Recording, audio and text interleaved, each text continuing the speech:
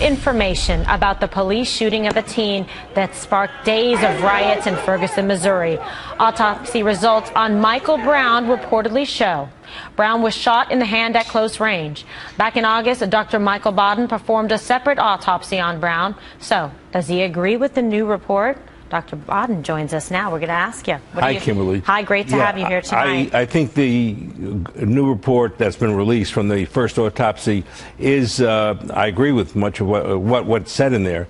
There is evidence of a wound being inflicted while in the car, while his hand was in the car at least, because he does have a gunshot graze wound in the hand, the right hand. The decedent, Michael Brown. The decedent, yes. And his blood was found by the FBI in the car. So that, I think, is agreed upon.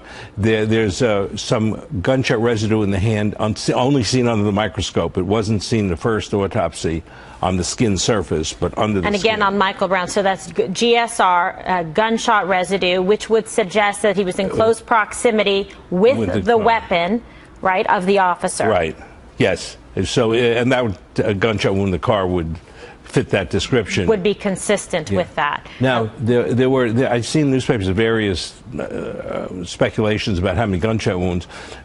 The first and second autopsy agree that there were at least 6 bullets that struck Michael Brown. Okay, so 6 shots that actually penetrated, but we don't know how many total shots were fired. We don't know how many total shots were fired, and there were 2 perforations that were re-entries. From the 6 that were fired, 2 were re-entered into the chest and heart. So that's all in agreement. There's a third autopsy that was done under federal jurisdiction, which we don't have information. But you were privy to the results from the first autopsy, and then, of course, you performed the second. Yeah, I was not privy. At all. Part of the problem, one of the reasons the family was concerned about a cover-up and was they weren't getting any information from the first autopsy.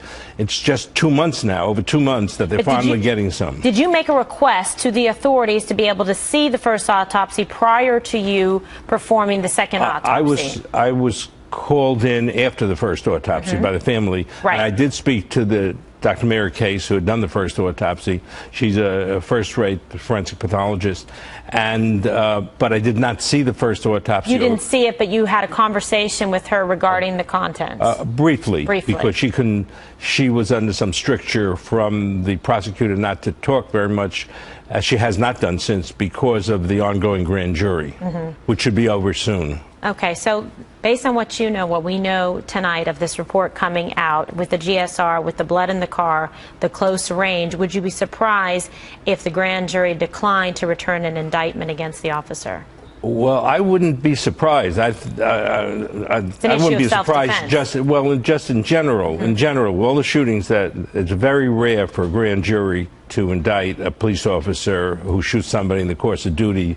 Right. And this, we'll see what happens here. And we'll see at what point are you supposed to keep shooting or stop. Stop. All right. And also to see what kind of injuries the police officer had. We don't know that yet. We don't know that yet tonight. All right, Dr. Baden, thank you so much for being with us. And coming